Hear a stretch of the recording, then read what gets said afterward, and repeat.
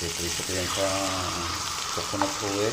At yan ang aking handa sa bagong taon na ito. Importante, may makakain tayo. Tatakpan natin ito. At itong isa.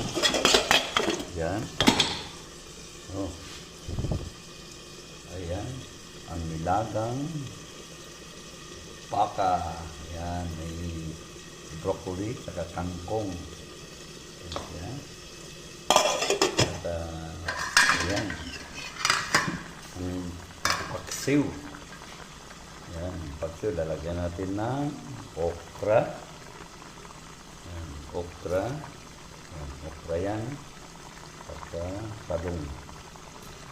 Ayan. Yan ang aking handa sa New Year na ito.